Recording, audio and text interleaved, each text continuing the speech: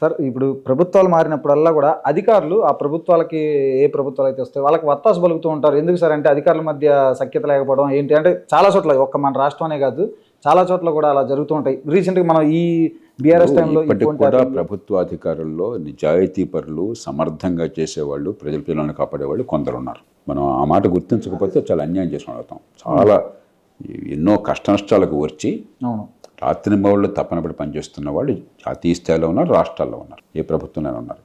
కానీ దురదృష్టం కొద్దీ అత్యధికులు అలా చేస్తే మనకేం లాభం, సమాజంకి మంచి జరగవచ్చు, కానీ నాకు చాలా ఇబ్బందులు. అక్కడ అధికారులు ఉన్నవాడిని మచ్చిగా చేసుకున్నాడు, కాళ్ళు పట్టేసుకుంటే రాజు నిమించిన రాజభక్తి చూపెడితే నా బతుకు హాయిగా ఉంటుంది, పనిచేసిన చెప్పని అడిగేవాళ్ళు, లంచాలు శుభ్రంగా భోంచేయచ్చు అన్న దానికి చాలామంది వచ్చేసిన మాట వాస్తవం. ఇవాళ 3 అంశాలు ఈ సర్వీసుల్లో చేరినప్పుడు వీళ్ళంతా కూడా మన దేశంలో మణిపోసలు లాంటి పిల్లలు కదా. పెద్ద పోటీ పరీక్షల్లో చాలా కష్టపడి వస్తున్నారు, చాలామంది మధ్యతరగతి కుటుంబాల నుంచి కూడా వస్తున్నారు, పేదలు కూడా వస్తున్నారు. వచ్చేప్పుడు బహుశా మంచి ఉద్దేశంతో వస్తారు.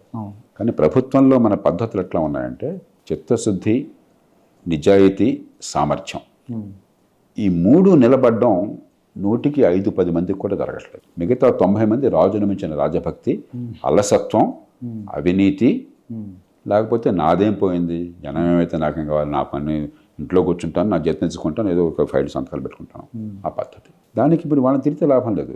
మనం తయారు చేసాం అట్లా. ఇంత కష్టపడి పరీక్షల్లోకి వస్తే, ప్రభుత్వంలోకి వస్తే సరైన జవాబుదారితనం, సమర్థుడికి పేటనెక్కించి పట్టం కట్టే ఏర్పాటు చేశారనుకోండి, సామర్థ్యానికి గౌరవం ఉండేది.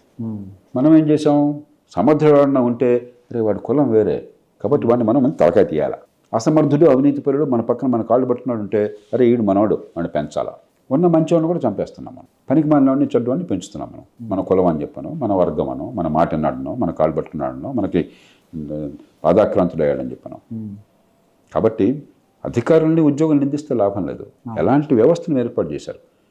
ఇదే పరిపాలన యంత్రంలో కొందరు సమర్థులైన అధికారులు ఉన్నప్పుడు, కొందరు సమర్థుల నాయకులు ఉన్నప్పుడు బ్రహ్మాండంగా పనిచేస్తున్నారు. ఎందుకని?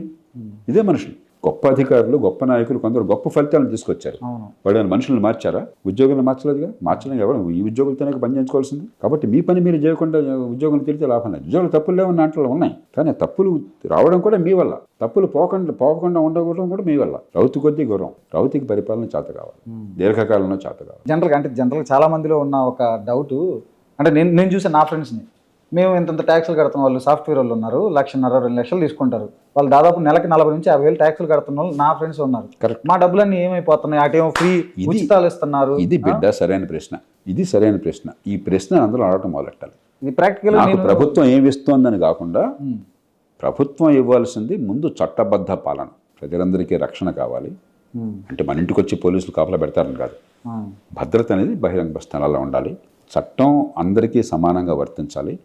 న్యాయం సమర్థంగా, వేగంగా, సివిల్ న్యాయం కానీ క్రిమినల్ న్యాయం కానీ అందాలి. ఆ తర్వాత మౌలిక సదుపాయాలు, మన రోడ్లు కావచ్చు, రవాణా సౌకర్యాలు కావచ్చు, లేకపోతే విద్యుత్తు కావచ్చు, మంచినీళ్ళు కావచ్చు, మురుగునీటి పారుదల కావచ్చు, వరద నీటి పారుదల, వర్షం వస్తే వరదలు రాకుండా ఏర్పాటు చేయడం కావచ్చు, గార్బేజ్ డిస్పోజల్ కావచ్చు, దోమల నివారణ కావచ్చు, ఉమ్మడి సదుపాయాలు.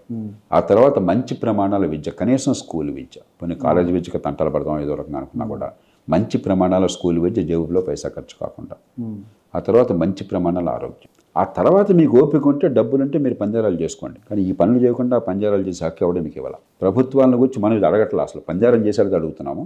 పార్టీల ఇవన్నీ పట్టించుకోవట్లేదు. ఇప్పుడు మనం చెప్పిన అంశాల గురించి ప్రభుత్వాలను మాట్లాడుతున్నాయా? అసలు పార్లమెంట్లో, అసెంబ్లీలో చర్చ ఎప్పుడైనా చూసారా?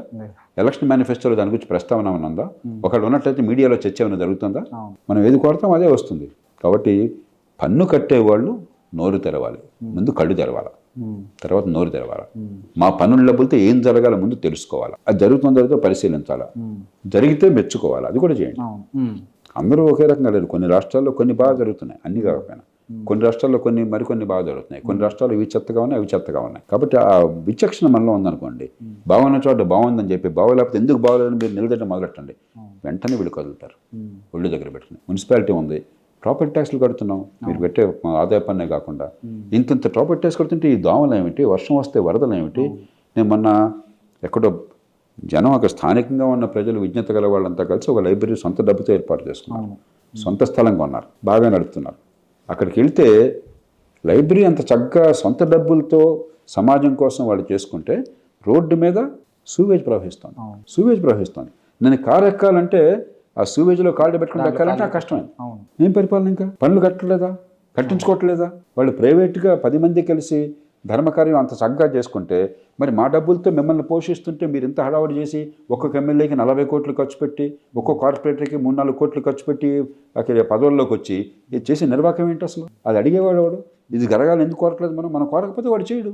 ఎందుకు పోటీ చేస్తున్నాను ఎమ్మెల్యేకి తెలియదు, కార్పొరేటర్కి తెలియదు, ఎందుకు అయితే వచ్చే వాడికి తెలియదు, మాకే తెలియదు, ఎందుకు ఓటేస్తున్నామో మనకే తెలియదు. గుడ్డెద్దు చేలబడ్డట్టు మనం ఓటేసి ఏదో హడావిడితో ఆర్భాటంతో వాడు అధికారంలోకి వచ్చి కోట్లు ఖర్చు పెట్టాక ఇంత ఖర్చు పెట్టాను డబ్బులు తిరగట్లా వాడు బాధపడుతూ ఉండి రోజును దానికి మార్గాలు వెతుక్కుంటూ ఉండి, ఇది మన పరిపాలన, ఇది రాజకీయం, ఇది ప్రజాస్వామ్యం అంటున్నాం. కొంచెం లోతుకి వెళ్ళాలి. నిజాయితీగా మనం ఎక్కడ తప్పులు ఉన్నాయో పట్టుకుంచుకోవాలి. పన్ను కట్టే వాళ్ళు కళ్ళు తెరవటము, ఆ తర్వాత నోరు తెరవటం సంఘటితంగా ఒక్కటే మార్గం. సార్ చివరిగా ఒక్కటి చెప్పండి సార్, అసలు ఈ ఉచితాలు ఇచ్చే రాజకీయ పార్టీలు వాటికి మీరు ఏం చెప్తారు? అసలు ఈ ఉచితాలు అనేవి నిజంగా సమాజం మీద ఎటువంటి ప్రభావం చూపుతాయి? ఎందుకంటే మన రాష్ట్రాల్లోనే కాదు కేంద్రంలో ఎన్నోసార్లు నేను గురించి మాట్లాడాను.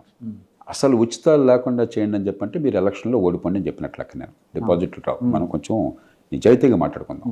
ఒక సమాజం ఉన్న పరిస్థితుల నుంచి ఒక్కరోజున బయటపడలేం. 60 ఏళ్ల క్రితం మేము పుట్టినప్పుడు, మేము గ్రామాల్లో పెరిగినప్పుడు పౌరుషం ఉన్న సమాజం మనది. నిరుపేద గ్రామాలు వనరులు లేకపోయినా కూడా రైతులు, మా ఊళ్ళో ప్రతి రైతు ఆ రోజుల్లో ఎకరాకి 50 రూపాయలు డబ్బులు వేసుకుని స్కూల్ బిల్డింగ్ కట్టించారు. ఆ రోజులు ఎకరాకి 50 రూపాయలు అంటే 2 బస్తాల రేటు. అంటే ఇవాళ 4-5 వేల రూపాయలు, 5,000 రూపాయలు కట్టినట్లు సొంత రైతులు ఆ రోజుల్లో. పేదరికం తాండవిస్తున్న రోజుల్లో ప్రతి విషయంలో కూడా పౌరుషంగా ఉండేవాళ్ళు, ఆత్మాభిమానం ఉండేది, స్వావలంబన ఉండేది, జనం పట్టించుకునేవాళ్ళు. దాన్ని సర్వనాశనం చేసింది ఈ రాజకీయం. ప్రజల్ని మభ్యపెట్టి ఓట్లు పొందడం కోసం తాత్కాలికమైన తాయిలాలు పంపిణీ చేసి అదే పెద్ద రాజకీయంగా చూపెట్టింది. ఈ పార్టీ ఆ పార్టీ తేడా, అన్ని పార్టీల దీనిలో భాగస్వాములు. చివరికి ఎంజి రామచంద్రన్, ఎన్టీ రామారావు గారితో సహా వాళ్ళు దురుద్దేశం లేదు, గొప్ప మనుషులు. ఎన్టీ రామారావు గారు నిజాయితీకి నిలువెత్తు భూషణం అయినా కూడా సదుద్దేశంతో అయినా కూడా కొన్ని వరవళ్ళు సృష్టించారు. ఇవాళ ఊళ్ళో కూరుకుపోయినాం. కాబట్టి ఉచితాలన్నీ తీసేనంటే రాజకీయం నడవదు. 2 విషయాలు చెప్తున్నాను. ఒకటి, తాత్కాలికంగా వ్యక్తులకు అందే సంక్షేమం అంటే తాత్కాలికంగా వ్యక్తులకు కలిగే ప్రయోజనం. అభివృద్ధి అంటే ఏమిటి? మందికి దీర్ఘకాలికంగా జరిగే ప్రయోజనం. మందికి, ఒకటికి, ఎక్కువ మందికి, అందరికీ, ఆ సొసైటీ మెజారిటీ పీపుల్, సమాజం మొత్తానికి దీర్ఘకాలికంగా మేలు. ఈ రెంటిని సమన్వయం చేయండి. అంతేగాని దీన్ని పూర్తిగా నాశనం చేసి, దీర్ఘకాలికంగా సామూహికంగా జరగాల్సిన మంచి నాశనం చేసి తాత్కాలికంగా వ్యక్తులకు అందేది మాత్రమే పరిపాలన అంటే గత 5 ఏళ్ళు జరిగింది. అది ఆంధ్రప్రదేశ్లో ఉదాహరణ. పూర్తిగా మిగతాది వద్దు, అసలు అది వద్దని పెడసరంగా మాట్లాడారు. అది పరిపాలన కాదన్నట్టు మాట్లాడారు. ఒక విచిత్రమైన, ఒక ఏం దౌర్బల్యమో నాకు తెలియదు, ఒక ఉన్మాద ధోరణి. సమన్వయం చేయండి. రెండోది, మీకు వచ్చే పన్నుల డబ్బుని మీ జీతభత్యాలకి, ఈ సంక్షేమానికి ఖర్చు పెట్టండి. అప్పు చేసి మాత్రం సంక్షేమం ఇచ్చే హక్కు మీకు లేదు. ఎందుకంటే అప్పు చేస్తే ఎవరి పేరు తప్పు చేస్తున్నారు? మీ పిల్లల పేరు తప్పు చేస్తున్నారు. అప్పు చేసి పప్పు కూడా తినమని ఎవడన్నాడు మిమ్మల్ని? ఒక కుటుంబం ఉందనుకోండి, తల్లిదండ్రులు అప్పు చేస్తే పిల్లల కోసం ఒక ఇల్లు కొంటారు, ఒక ఆస్తి కొంటారు, లేదా బ్యాంకులో పెడతారు, లేకపోతే షేర్లు కొంటారు, రేపు పొద్దున ఆదాయం వచ్చి ఏర్పాటు చేస్తారు, సంపద పెరుగుతుంది. అలా కాకుండా అప్పు చేసి ఆడంబరాలకు ఖర్చు పెట్టేసి పిల్లల మీద అప్పుల భారం పెట్టి వాడు తల్లిదండ్రులు పోతే ఆ తల్లిదండ్రులు ఎవరన్నా మెచ్చుకుంటారా? ప్రభుత్వాలకు హక్కు ఎట్లా ఉంది? కాబట్టి మీకు వచ్చే ఆదాయం లోపల, రోజువారీ వచ్చే ఆదాయం లోపల రోజువారీ ఖర్చు ఎంతైనా పెట్టుకోండి. అప్పు చేసిన డబ్బు ప్రతి రూపాయి ఖచ్చితంగా పెట్టుబడులకు వెళ్ళి ఏర్పాటు చేయండి. ఈ 2 రూల్స్ పాటించండి. అంతేగాని సంక్షేమం వద్దని అన్నాం. అమెరికాలో కూడా సంక్షేమం అవసరం అవుతుంది ఎంతో కొంత. ఎందుకంటే ప్రజాస్వామ్యంలో ప్రజలను ఆకట్టుకోవాలి, ఎంతో కొంత పేదరికమో కష్టం ఉంటుంది.